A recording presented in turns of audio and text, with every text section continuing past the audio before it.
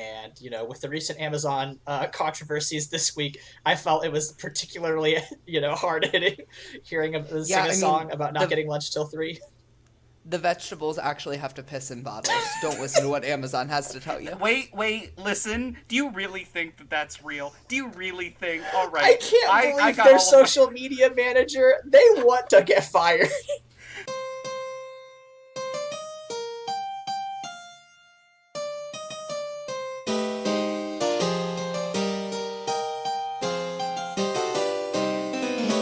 Welcome to Bible Boys, a podcast where two ex-evangelical siblings and an ex-Catholic non-sibling watch Christian media and either praise or condemn it. I'm Aaron. I'm Josh. And I'm Michael. And this week, brace yourself for extremely early CGI and questionable parodies as we cover Veggie Tales. Before we try to figure out if this cucumber is racist, please be sure to rate and review us on Apple Podcasts, and like and comment on our video, and follow us on Twitter at The Bible Boys.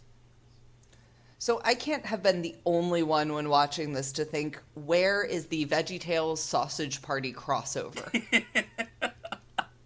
What the? Yeah, you were right. That was better than what I had. Fucking hate you. God damn it. I just love Seth Rogen to show up and be like, "Oh, weed's a plant." You have to promise me you don't leave this in the episode, because if Seth Rogen ever finds out, I'm gonna drive to Virginia and strangle you for speaking this into existence. He would love this. He would make a face about it and make it happen. Aaron, this is our big break. Seth, give us a call.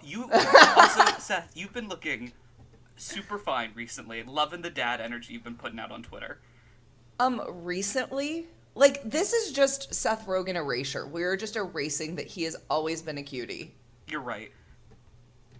This is a Seth Rogen fan cast now, where we just talk about also, how awesome he is. Yeah, and, like, we all know the rules of attractiveness. You're either cute or you're hot. And, like, he's cute. Aaron, don't look mad. You know we're right. I watched Sausage Party once, and it was the most uncomfortable experience of my life, and I don't want that to happen to this kid's program. Imagine if the first time you watched it was after you had an edible, because that was my experience. Jesus. I mean, that's actually probably the optimal experience for that. Mm-hmm. Imagine if you've only seen it through YouTube clips. I got the gist. Yeah, you got the worst one. Anyway, this is a podcast about Christian media. As I'm sure you have assumed. mean, Sausage Party is practically Christian media. In what way is Sausage Party Christian media? Well, I guess you'll have to stay tuned for our Sausage Party episode to learn about that. No, I'm not. This is Michael's cat's arc.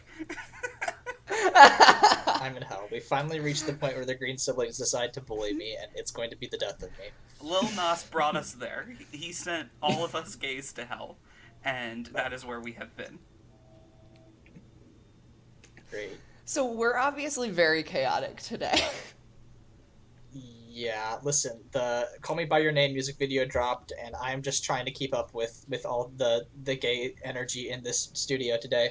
But we will at some point talk about the religious imagery in that and other music videos, so keep an eye on that. But today we're going to talk about Veggie Tales. If you grew up in a Christian household, I guarantee you've seen at least one of these. You've got Larry the Cucumber, Bob the Tomato, and a host of other vegetable friends that are taking Bible stories and making questionable parodies of them. And for this episode, we watched 3 different Veggie Tales, and we're just going to talk about the ones that we watched and, our feelings and memories about the franchise. Has anyone done a Larry the Cucumber Cable Guy crossover? We can't have 2 crossovers. You got...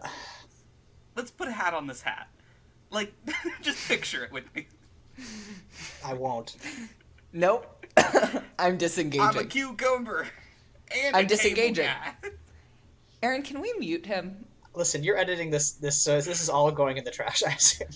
True. Michael's dream. Oh my god. Okay. So, can we just talk for a brief minute about how all of our picks were such different eras of Veggie Tales, but also so on brand for each of us? Yeah, I really liked the fact that we got like various evolutions in CGI technology as our epics progressed. I think I watched ours in chronological order. So mine was the first one, which was Rakshak and Benny, which came out in 1995. And then Michael, yours was The Girl Who Became Queen, which was 2000. And Josh, yours was The Lord of the Beans, which was like what, 2005, I want to say? I'll look that Um, up. I have the fandom page for it up because there's not a Wikipedia page for it up. Let's see here. Come on, internet, please. 2005. Okay, yeah. So like 5 years separating each of these episodes, and you can tell. Aaron, yours was Yeah. rough to watch. Yeah. Okay. So mine was Rakshak and Benny. It was one of the very first episodes. I think it's probably like one of like first five episodes. I Uh, believe it is episode 4. okay. Yeah. So like, and this covers the story of the Radshak, Nishak, and Abednego, who are from the Book of Daniel. King Nebuchadnezzar casts them into a fire, but they're saved by the grace of God. And this is a reinterpretation of that story with vegetables.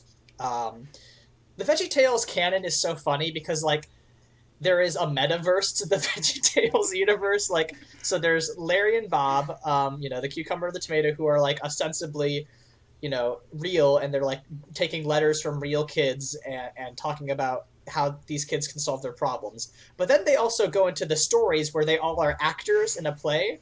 So Rakshak and Benny, like, oh gosh, who plays who?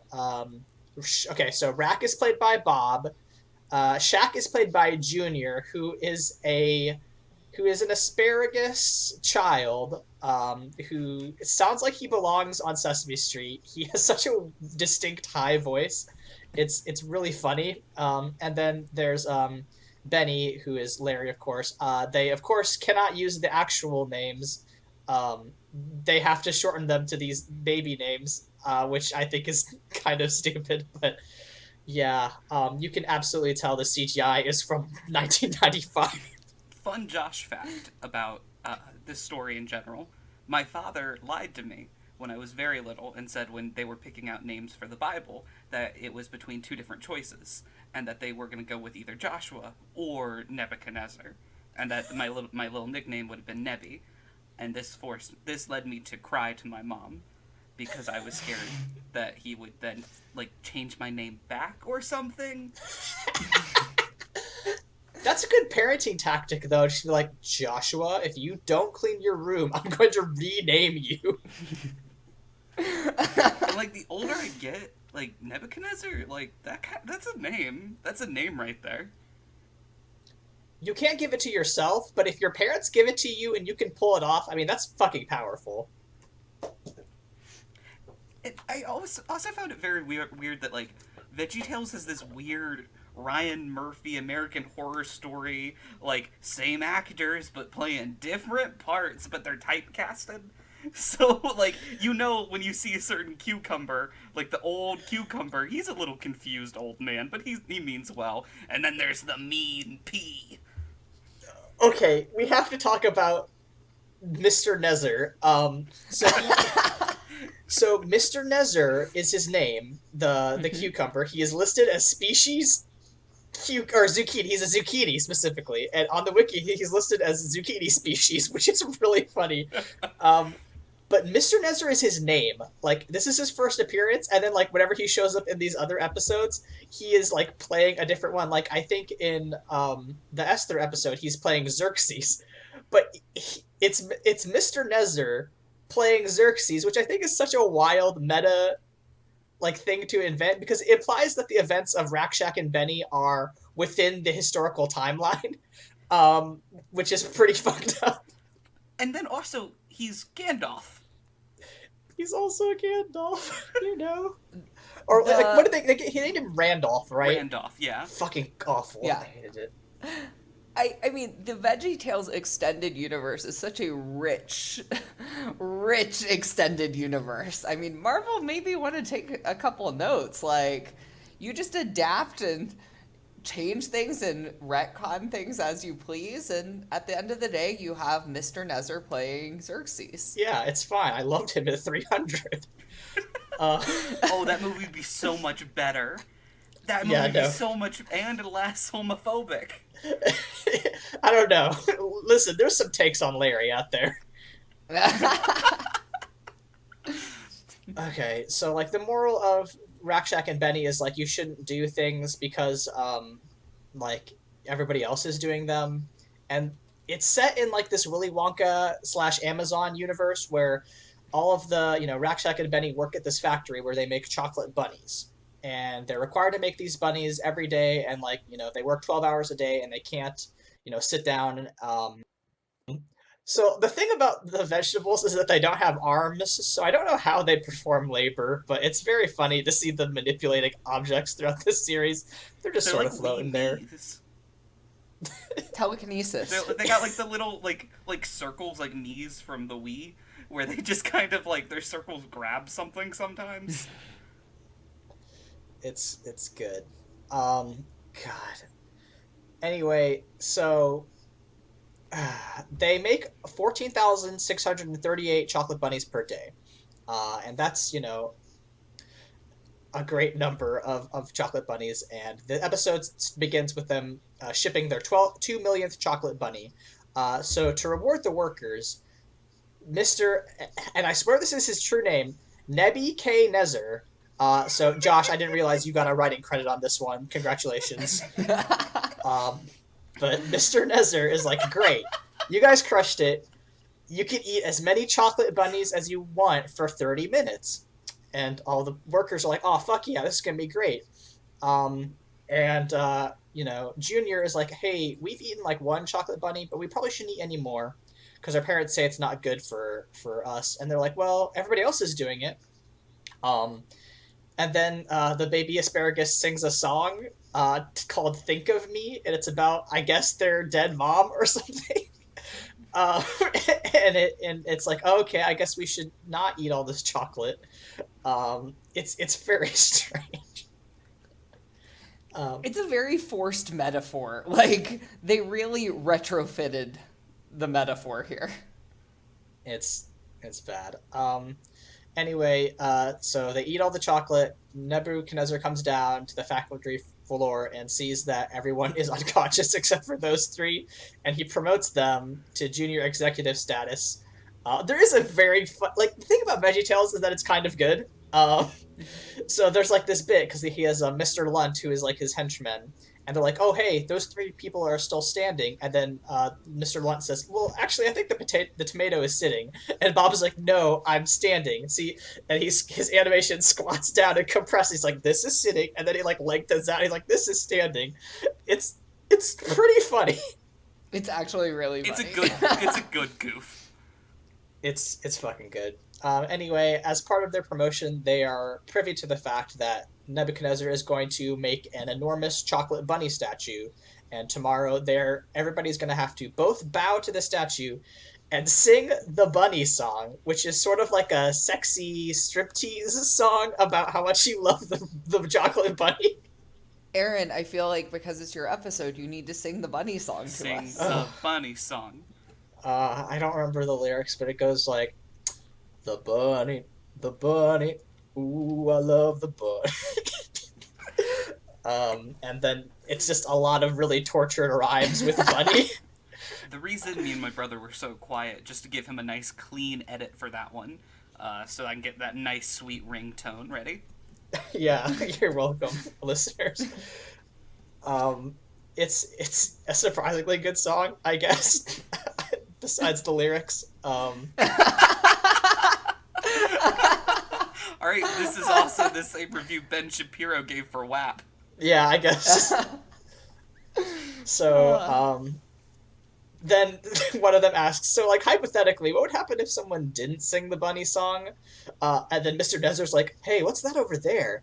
And Junior's like, that's the furnace! And he's like, yeah, I would put them in the furnace if they didn't sing the bunny song. And Junior's like, oh, fuck, I'm fine! It's just such a fucking escalation. Like, oh, if you don't sing this song, we're throwing you into the furnace. Yeah, It's really...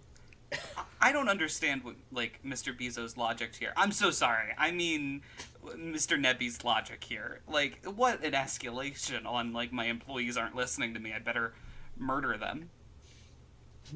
My child labor isn't listening to me. Oh god. So like, yeah, it cuts to the next day. Laura the carrot, who is a side character that has a hover bike, it tells them to bow to the bunny, but they don't do it. And she goes off to try to figure out how to save them. And then we cut to Silly Songs with Larry. I'm sure you all remember Silly Songs with Larry. It's, you know, a classic part of the Veggie Tales franchise. This one, unfortunately, featured Larry wearing a sombrero, performing the traditional Argentinian ballad, The Dance of the Cucumber. And it was at that point I was like, oh no, Veggie Tales is not woke. Not woke by any means. I mean, just Google the creators for a minute. I could have told you that. Yeah, we'll get to Phil Vischer in a second. I don't know. Listen, the lyrics are technically in Spanish. I did use some of my Spanish minor to translate, and they were technically accurate. Although he does say danzar at one point and not bailar, which is just like a weird fuck up, because that's not a hard verb. Also, Junior shows up during the middle, and he's wearing just straight up Mickey Mouse ears and takes a picture with Larry. I don't know. Like, I think it was racist, but also, like, it was so weirdly pulled off that I don't know if it was good enough to be racist. Anyway, we cut back. Not quite good enough to be racist. That comes in a bit, I think. I think there's more racially ambiguous content in the future. There's plenty in Veggie Tales. It's evangelical. Y'all, evangelical is very, very about that whole, like, let's dance with racism but never take it home. A lot of evangelical conversations are not white people. Am I right? And that's the joke.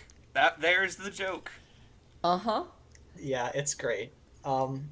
So anyway, they don't bow, and like Nebuchadnezzar's like, hey, why aren't you bowing? And Larry's like, well, God really wants us to only do good stuff, which is the first time God has been mentioned in the episode. And it's like, hold on, you did not establish that these vegetables were Baptists. Yeah, like, okay, so I really want to follow this for a minute. Does this mean all religions that exist on Earth exist in Veggie Tales? Like, are there some pagan, tomatoes just hopping around that worship Odin? And, like, to do a callback, like, are they, like, breaking the celery to make the blood eagle, like in Midsommar? I want to see a celery blood eagle so bad. Oh my god, I would love to see Tomato Valhalla. Anyway. That also, like, I really want to see what, like, a Jewish or Islamic version of, like, this would be. No, you don't! Nope. But also, that's a good point, because there is a part where they could have introduced Judaism in Michael's episode, and we'll get to that shortly. A lot of Veggie Tales is, these people are Christians, even though Christ wasn't around yet. Yeah, it's a lot. That's beside the point. There's pre-Christian and Christian. It's good. Anyway, he puts them in an oven, and, they fall into the furnace, but then the furnace immediately starts, like, blazing with light. There's, like, a pillar of light shooting out the furnace. And then Lunt says a very good line, which is, boss, there's a fourth guy in there, and he's real shiny. Which is... That joke is stuck with me for 19 goddamn years. Mm-hmm. It's a pretty good joke. Anyway, Nesser immediately converts to Christianity afterwards. And then Junior, he asks how they would forgive him and what he can do to make it up to them. And Junior's like, well, you can sing one of our songs, which is like, well, weird metaphor for, like, convert to our religion, which is weird. I don't know. Anyway, Larry... I'm really surprised Junior wasn't like, you could allow me to go to elementary school. You can allow me to have an education, sir. I'd like to establish an 8-hour workday for workers under 13. Never mind, I'm back to atheism. And at the beginning of the episode in the metaverse, like, Larry fell into the sink because he was wearing an oven mitt on his head. Larry has a panic attack at some point. And then they read a verse from Second Thessalonians, which they make a point of not being able to pronounce, which is really stupid. And then Larry, Bob gets Larry out of the sink, and then Larry leaves Bob to die in the sink, and that's how that episode ends. Mm-hmm. And we never heard from him again. He's dead. He's just fucking dead. Michael, do you want to talk about the girl who became queen? I will say, of the videos I've seen online about someone getting stuck in an appliance, this is definitely my least favorite. All right, so now to talk about Esther. With that, so let's talk about vegetable Esther. So first of all, I want to be clear that the wiki of this is hilarious because it says a one-off line that I think is fucking hilarious. So the first 2 lines of the synopsis are what I'm going to read to y'all. The story is taken from the Book of Esther in the Old Testament, in which Esther becomes queen and must tell King Xerxes that his right-hand man is plotting to commit genocide against the Jewish people. The violent undertones are, of course, removed, because this is obviously a Veggie Tales recapping. And I just appreciate the tone. The Veggie Tales fan wiki is really good.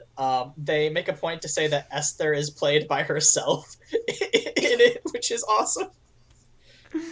Well, yeah, because I've got some fun facts about my episode that I looked up, and one of them is the character of Esther was so expensive and arduous to animate that she shows up in one episode and one episode alone, and it is this episode. Oh my god. And, okay, so what I loved is I watched this one first, and I forgot that Veggie Tales does a frame narrative in most, because this episode just doesn't. This episode is not... I think the most me thing about this episode is it's just refusing to play by any established rules. No, it immediately opens with Xerxes asking his wife to, quote, make him a sandwich at 3 a.m. Michael, would you care to enlighten our listeners as to what the biblical version of this actually is? So, the king asks his wife to display herself before the guests, wearing her crown, and it is implied that it's only her crown.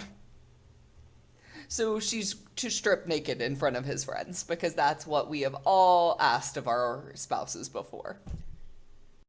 So yes, the queen is asked in real life, in the Book of Esther, to present herself. She says no, which, understandable. But to be fair, is it any more absurd than asking to make a sandwich for a king at 3 a.m.? Like, don't you have people for that? I'm not the one you're asking, because my answer is also no. I have to bring this up.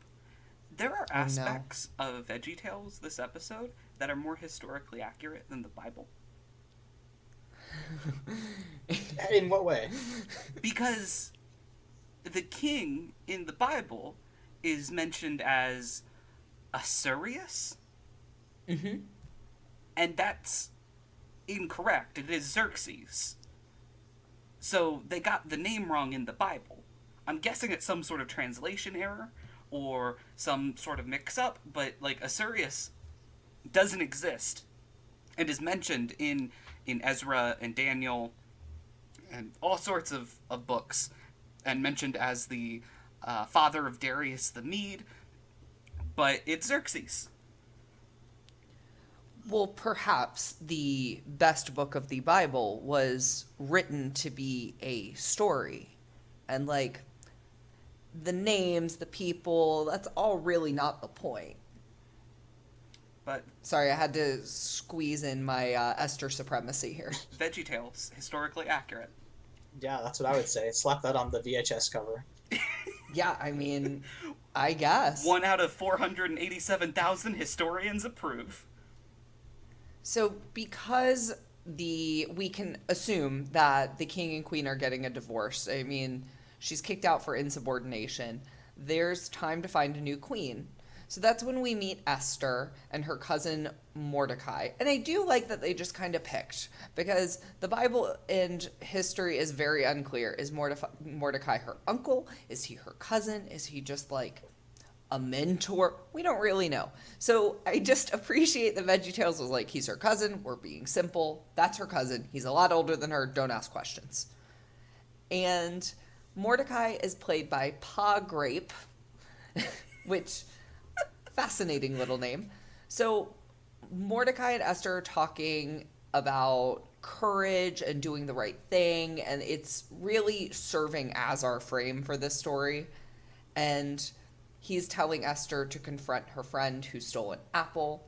But then the king's advisor drives up and says, all right, if you are single and pretty and young, you are being rounded up to be auditioned for The Bachelor. I mean, obviously, for the position of queen. Also, 2 points. Esther, fucking narc. Second point, apples are food. Yes, apples are food in this universe, but vegetables are people. Yeah, fruits versus vegetables. Now, I'm interested The great in... straight gay war. Yeah, I mean, battle lines are drawn. You fucking vegetable, Aaron.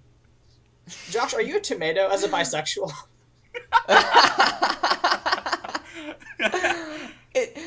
A tomato as a bisexual is our opener. I have to let you know. Great. I am both, yet neither. Excellent.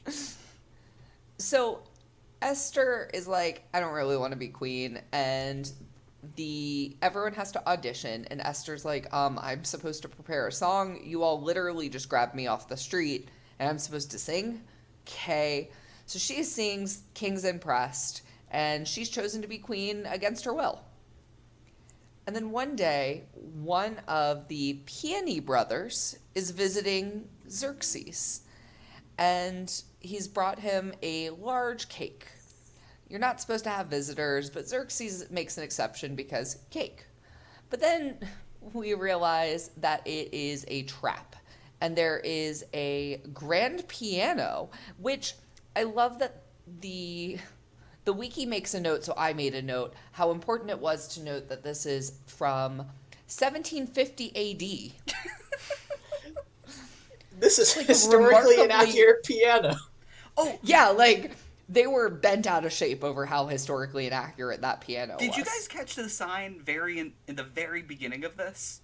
Where it's zooming into Esther for the first time, and there's a sign off to the corner that says public transport, try again in the ADs. That's No, that's I did pretty not good. catch That's There's a lot so of good good. throwaway gags in this one. Like Esther is wearing a Yep. sash that says Babylon when she sings her song. It rules. Yeah. You know, there is a, like, gay retelling of this where she sings the Lady Gaga song. And we just, like, allow that to be her audition. Alas, we don't live in that timeline. So Esther saves Xerxes. The piano crashes into the cake. And she actually says, hey, you should give my cousin Mordecai the credit, but doesn't say it's her cousin. I do love that we opened with this whole thing of be brave and own your truth and do what's right, but also don't let him know we're cousins. And by cousins, I mean Jewish. Yeah, like, this entire episode bends itself in fucking pretzels to not say that they're Jewish or in any way, like, united beyond family bonds. And, okay, this perplexed me on such deep levels, because if we're dealing with a cast of vegetables, couldn't you, I don't know, have this society be like racist against celery and make that your thing? Be like, we're racist. I'm sorry, I'm like hating on celery a lot for such a pro-celery partisan in real life, but y'all are just the first vegetable coming to mind. Leeks, fine. They're racist against leeks. But Michael, what if these sweet little evangelical white children learn that it's bad to be racist? True. I mean, I'm asking the wrong hard questions Cannot here. have that. But I just think that's a metaphor that's a little less forced. Like, why the fuck does the king care about this one-off family? It's not like they're wealthy. It's not like they're challenging his reign. It just kind of seems like, nah, fuck them. The story makes less sense when you take out the aspect of, like, a ethnic minority or a religious minority inside of the empire. So it's very strange to me. And it's all to do with evangelical, like, reading of the Old Testament, trying to figure out, like, oh, but those people are Jewish, but, like, they're Christian then, but because Christ wasn't there. But, It's honestly evangelicals trying to make the Old Testament about them. And it's not. Do you remember, Michael, in Sunday school, where someone asked, who were the Gentiles? And I believe it was our dad who just put 2 thumbs up and went, this guy. Of course he did. So the Peony brothers are not killed because we can't kill them. We can throw children into fire, but we cannot kill criminals. I like the lines the Veggie Tales universe draws because I watched this episode first and then watched Aaron's. And so when I saw them throwing the kids into fire, I'm like, wait, hold on a minute. You're banishing these criminals who tried to murder the king to the land of perpetual tickling. The island of perpetual tickling is my favorite euphemism in Veggie Tales because it comes with an executioner that is wearing like a hood and also has a fucking enormous feather. Just like a giant feather. And isn't the feather like constantly going as he like moves forward? It's just like it's like a little propeller. I don't appreciate the torture. Like, kill them. That's much more merciful. Well, I guess that's the point, right? Like, the crime is trying to kill the king, so yeah, you know what? Punishment has to be worse than death. Mr. Bezos, it was a quick, painless, fiery demise. That I get that. This is torture. This is an eternal tickling. This is not fun. Yeah. This is monarchy, baby. So Xerxes is like, yay, I'm safe, it's all good. And his advisor convinces him a greater threat is happening. And he says that he cannot trust a certain family that poses a threat to Xerxes. And again, it's like, okay, this metaphor is really working very, very hard. And so Xerxes is like, okay, fine, let's have that family banished. And Mordecai finds that edict and is like, this is no good. Let's talk to Esther. And he reveals the plan to Esther, and Esther's like, what the hell do? I haven't even told him we're cousins yet. And Mordecai reminds her the lesson in the beginning, which was like, hey, you need to just do what's right. And Esther struggles and tries to tell Xerxes 2 different times and fails both times. And instead invites them to dinner multiple times, which I found to be like an interesting running gag. Like, oh, I'm just inviting you to another dinner. You couldn't come up with anything else? It's real weird. The other running gag throughout this episode is the fact that they're trying to make it like a Godfather homage, like the gangster movie. Like the narrator has this weird gangster voice, and I don't know. They open with this like thing about like some people are born great and some people choose greatness and some people have greatness thrust upon them, which I don't think makes any sense in the context of this. I mean, they make it work, but like. It's also literally not the story of Esther. Yeah. Those 3 things do describe one of us. And I'll let the audience decide which. Oh, okay. That's. I'm gonna be really insecure about that now.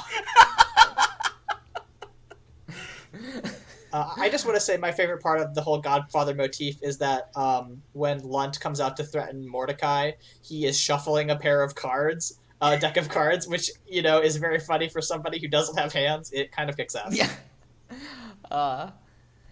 And So let's see here. We have Haman, who's the advisor, trying to get Mordecai to bow to him, and this keeps being a thing. And he says no. And then Xerxes is like, hey, we should throw a party, a parade for Mordecai because he saved my life, according to my wife. And then Esther is like, you know what? Here's what's going on. Mordecai's my cousin. This plot is happening. And if you round up everyone and punish them, you're going to also punish me. And again, this is just not the mic drop that the book of Esther gives us, which is, oh, if you want to round up all the Jews, guess what? Guess who's one of them? And it is just such a good moment. But it actually stays pretty textual and pretty close. And Xerxes is like, wait, I like Mordecai and I have really come to love you. You guys are ours. And so Haman is punished instead, and he's sent to the island of perpetual tickling alongside anyone who dares to scheme against Esther and her family. And then we end with Mordecai filling Haman's former position, and the Haman and the Peony brothers are in the island of perpetual tickling, and Esther is still queen, and it's a beautiful, happy ending. And because this episode is weird, we get no frame narrative, no real exit, and I just kind of love that. I love that it's tight, it's neat, it is out to tell you a story, no more, no less. And I actually have some fun facts for you before we break this down. You know, this is the only episode that's missing a very, very, very integral character. The tomato. Bob, yeah, Bob's not in it. Bob the tomato did not appear in one episode, and that is this episode. I didn't miss him. It was due to some issues with his contract. Of course. I mean, Phil Vischer does voice Bob, so it might actually be something like that. Yeah, I mean, perhaps. And this episode has a very interesting, I love that you mentioned it was historically more accurate than the Bible, because this episode also does something more than the Bible as well. It brought me to Christ. It mentions God more time than the entire book of Esther. That is true. Which is to say, like, a couple times. Yeah, because Esther literally is like, God? This isn't about him. But Veggie Tales was like, no, it still is. And I do love, there is something beautifully evangelical of like, no, it's still about God. Boys, I don't want to talk about mine. It's not good. Yours was very bad, I'm sorry to say. Bad. And I hated that I ended with yours because it was the worst episode. the worst part is I technically watched this before Lord of the Rings. So in my baby brain, Michael, you knew our parents. No, you did not. That is a lie. 100% My brother is watched lying this first. to you. Michael, Nope. I may have witnessed it first, but my baby eyes had not formed a brain enough to remember a single aspect. I watched Lord of the Rings with you, Graham, and Granddad downstairs in their basement, and that was the first time I had viewed it. I might have been taken to the movie theaters with you and Tim. I might have gone to them, but I was not old enough to remember it. So my brother watched Lord of the Rings in the theaters with me at a very age inappropriate time in his life, especially. So he is lying to you all. I'm sorry. There's a difference between watching and seeing. I saw Lord of the Rings. I did not watch Lord of the Rings. Okay. So, I want to just lead with this fact. This is the only piece of trivia on the fandom page. And this is not available for purchase in Australia or New Zealand because it is too similar to Lord of the Rings. I mean, it's extremely similar to Lord of the Rings in some aspects. Yeah. I love when it's like a blatant ripoff of it. Like, that's my favorite part is, of course, as a Lord of the Rings fan, my favorite parts of this are when they're ripping off Lord of the Rings. And in the beginning, it deviates from Lord of the Rings very heavily.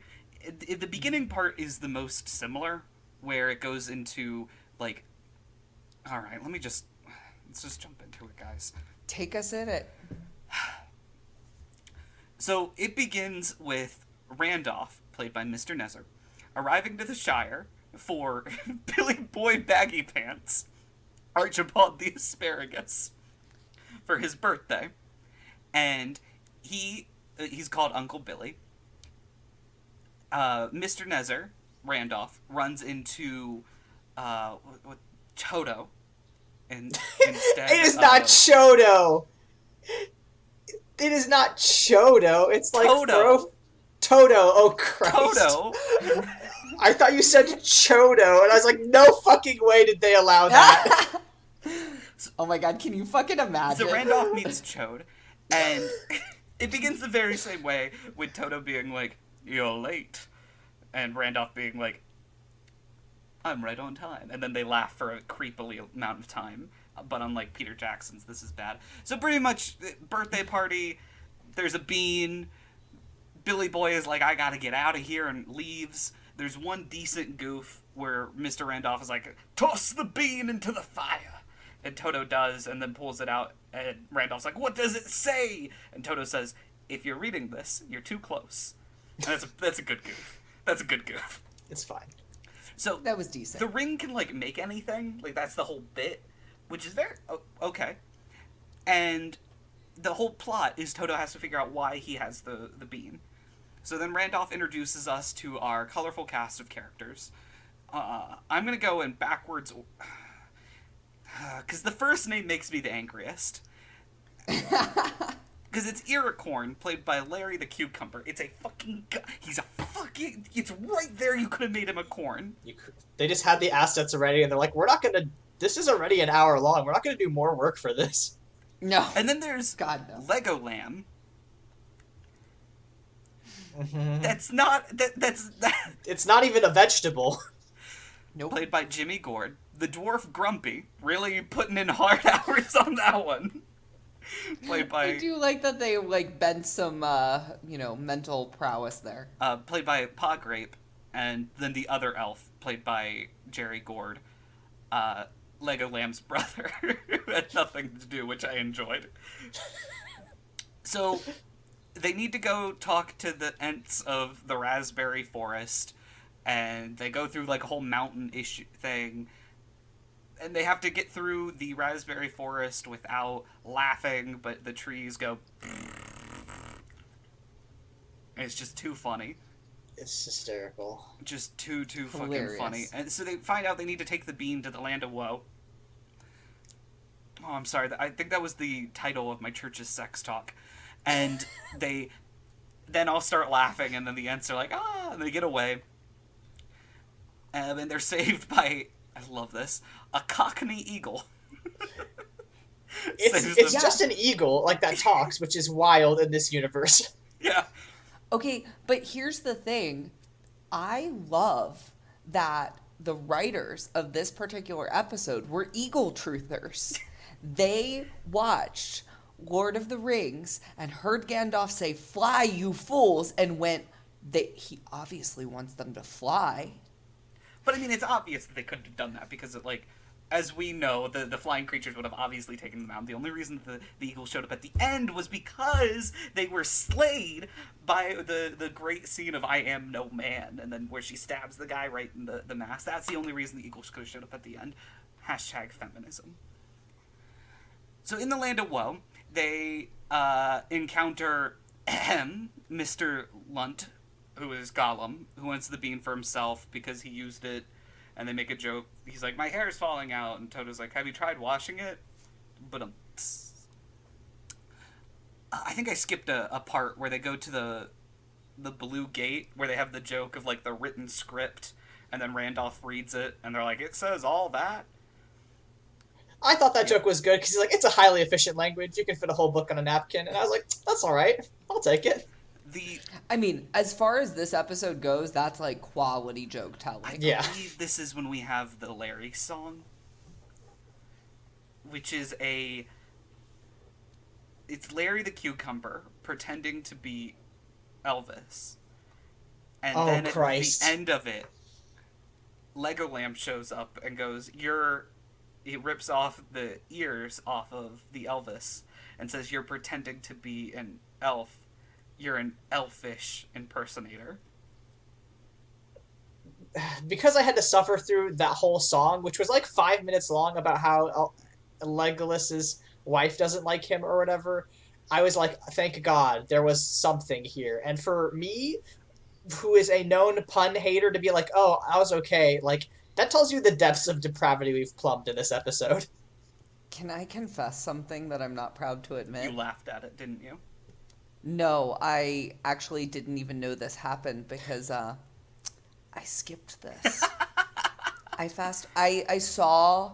saw Larry as Elvis and just went, "Oh, I'm not watching this," and I fast forwarded right through Wish this. I had done that. I'm gonna pump right through this, y'all. We also are introduced to, let me get his name, Scary Man Scallion, which is the main villain, who's just Saruman.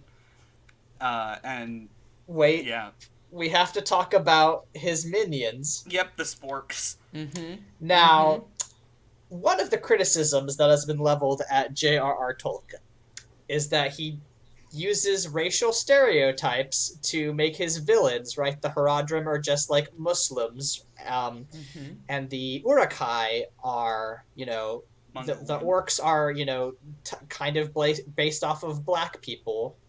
Oh. We might have read different articles. Oh, okay. I didn't read an article. This is just my immediate thought because I was like, oh, so the Uruk-hai are like, half, they're half people, right? They're like not fully orcs, so they can run in the sun.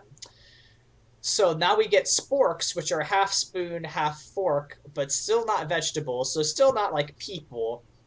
And my first thought was like, okay, so they're gonna go through. They're gonna be so committed to the J.R.R. Tolkien parody that they're even gonna get the bad racial stereotypes in there. And I was like, oh, good.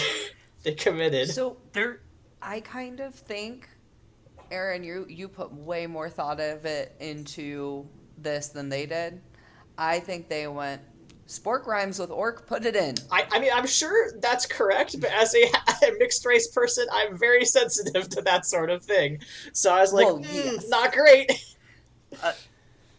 I will say that you are very correct that Tolkien very racist with a lot of his writing, but I think I'm remembering this correctly. The orcs are based off of Mongolians, and he's still very negative, very bad. I think a lot of some of the other writing of his was based off of like blatant non-white people, like blanket non-white people became for a lot of his descriptions of them.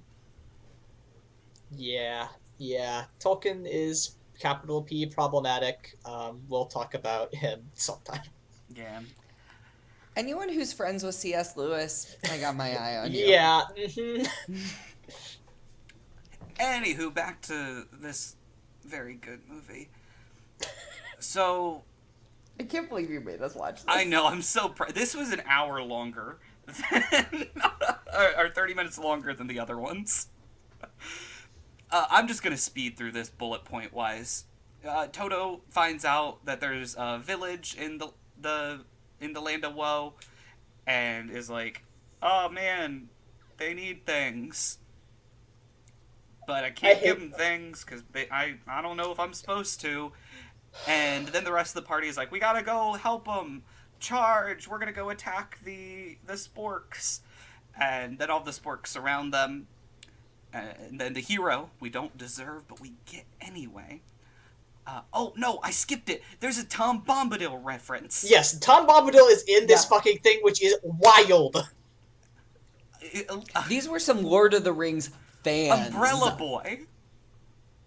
So, yeah, he sings a whole ass stupid Tom Bombadil song for no reason other than the fact that creators wanted to be like, hey, we know who Tom Bombadil is. But for whom? This is for children. It's a kid's movie. Who is this for? Like, was this for me as a child being like, oh yeah, Tom Bombadil? Michael was a Tom Bombadil truther. Yeah. Great. It would have made the movies better. I mean, it would have. So, the sporks surround the group, and then the hero we don't deserve the other elf runs into a tree and comes out Keebler elf style with cookies.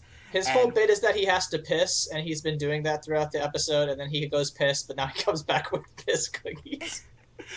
we do get a great line, which the sporks turn and go, "We ain't had nothing but maggoty bread for 3 stinking days." That's just the line from Yeah. Two Towers. Yeah. They just used the same line. Yeah. They just literally lifted it. Yeah. Meat's back on the table, boys. Except They- it's at cookies. least they stole it from the best of the trilogy. That's a hot take, but I do agree. I actually think it might be my coldest take. Probably. Everyone write That's in the true. comments how I'm You've wrong. had worse takes. Yeah. Yeah. Anyway, everyone shows up, and Toto's like, "I am gonna use this for good." And then Scary Man Scallion's like, "Haha, I bribed the Ents to send you here with You gems." bribed the trees with gems. Because obviously. You know. Of course he did. And then fucking Uncle Billy shows up out of fucking nowhere. And takes the bean and he shrinks. Because I guess he used the bean for height. Yeah. And then Toto throws the bean in the well, bringing water back to the land of woe. And It's mission beautiful. trip propaganda. I really hated it. It was the worst. So then we get like the verse at the end of this. "For we are God's workmanship, created in Christ Jesus to do good works, which God prepared in advance for us to do." What the fuck? Why the fuck did they use this story for this lesson? This lesson and this story have absolutely nothing to do with each other. The entire point of Lord of the Rings is not to use your power for good. It's the exact opposite of that, I would argue. What? Well, Is that the meaning of the Lord of the Rings? Well, for me, the meaning of Lord of the Rings is that, like, all of us can do our part to help destroy evil, and that, like, even though the desire for power leads to corruption, and only those that understand it can destroy it. That's, for me, and also don't litter. That's the idea of Lord of the Rings to me. Because the entire time Bilbo's going around, like, everyone around him is like, if you just give me the ring, I can use it for good and do great things. But the point is you have to get rid of the ring. You have to destroy the corrupting aspect. You can catch the rest of this on my Lord of the Rings podcast. Sorry, I love Lord of the Rings, and this hurt me. I mean, you hurt yourself. I mean, this is your fault.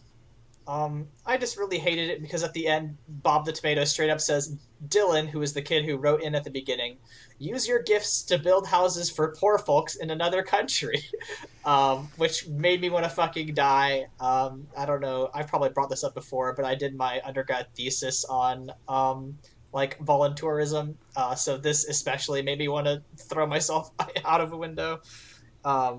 It was bad. I just hate that they used Lord of the Rings to engage with mission work. Like, It's the worst. again, it feels like you're kind of choosing the wrong story. Why didn't they do the Esther, where they were like, we're just telling a story, we're not interested in giving you a lesson? It's so frustrating, because you can do I think a parody of Lord of the Rings can work, because Lord of the Rings is the father of fantasy. Like, for a lot of people, that's where fantasy comes from. Modern fantasy, those work. So you can poke some fun at it, poke some fun at tropes, but fucking Veggie Tales is not looking for anything other than the lowest hanging fruit. And as someone, and though that was my nickname in college, I just was not a big fan. It's completely fair. It was not a very good episode, despite the length. You know, it's the quality is the animation may have improved, but the quality has really gone downhill. Goes to show you, it ain't not the most important thing. No. I did watch some like YouTube videos. This one I'm referencing is by Josh Keefe.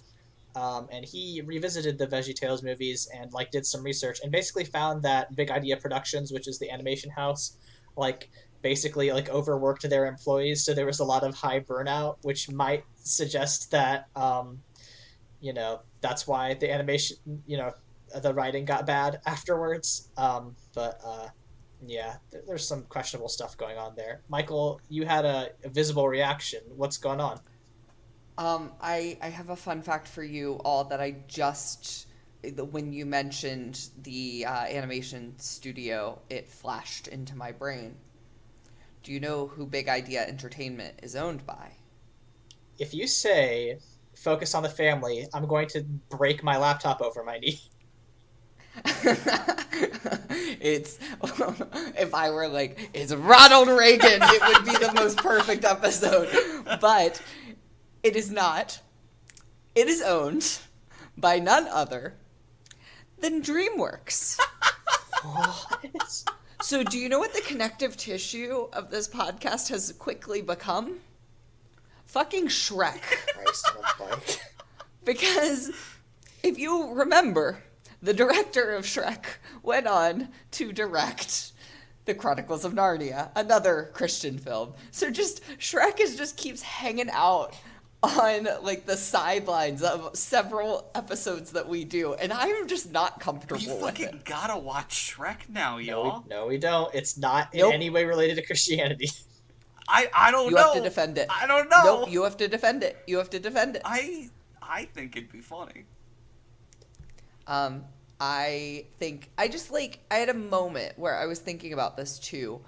Like the fact that Veggie Tales is under the same umbrella as like Boss Baby is just really like hard for me to wrap my brain around. Really? That's a difficult connection for you?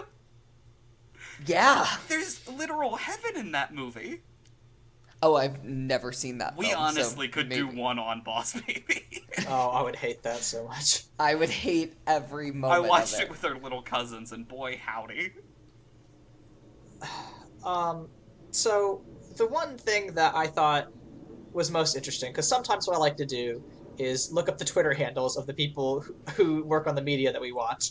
And I looked up Phil Vischer, who is the guy who technically created VeggieTales. I mean, obviously it was part of a team, and like there's no such thing as auteur theory, but like he's like known as the main guy.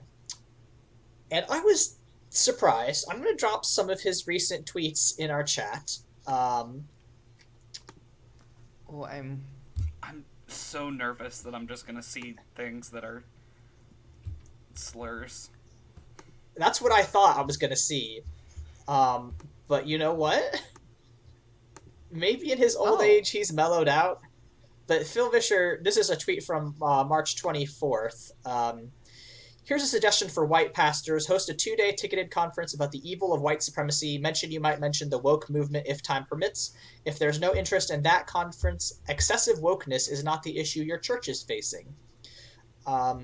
And then another one. What if, instead of hosting a conference at a white megachurch to talk about the evil of anti-racism, we held a conference to talk about the evil of the racism that made anti-racism necessary? Maybe harder to sell tickets to that one. Phil Vischer, despite all the criticisms we leveled at VeggieTales, seems to be moderately progressive for an evangelical rich person. You know, this is like my favorite part of our podcast is when like I'm primed for something and then I get proven wrong. Like, I love to be proven wrong. I really appreciate this. This is the best feeling. It's weird, but I guess the creator of VeggieTales isn't a huge... I mean, I don't know. He might be stupid homophobic. I have no idea, but he's at least nominally in favor of anti-racism, which is, it is kind of a nice thing to see. I will say, boy howdy is our bar low, but he did get over that bar. You know what? We've got to give him one clap for that without hands. Yeah, I mean, without any hands. Oh, alright. Shall we give this thing a rating? I mean, I guess. I think I'll give it a lima bean. Period. So are we judging these three as a collective? I feel like we should judge them as how they compare to our memories of Veggie Tales. Okay. Oh, okay. Now I gotta get three. All right, give me No, just. don't rate all of them, please. No, no. I was just gonna say, this is a Jesus Falls for the third time because I liked the first one, the first two, but the third one really did just push me over into a well. I have to give this 3 out of 5 excessive God references because respect the source material. You don't need to mention God. Esther tells a beautiful story without God, and yes, I'm hung up on that. I will extend mine slightly to be lima bean, collard greens, peachy keen. Veggie Tales. Great. Uh, Gentlemen, I think next week, is our special episode, which is Heaven is for Real. oh shit, I should read I that. should Yeah. probably read that too. Yeah. So we'll keep that. We have like a couple weeks to read it, so we'll see how that turns out. But that'll certainly be an interesting one after that, and then we'll. I don't know what we have planned from there, so it'll be exciting. But I think it's up to me next. I've got my pick ready. oh god. I hate that. It's actually one of my better ones. Okay. We'll see. Gentlemen, where can people find you on the internet when you're not watching kids Christian media?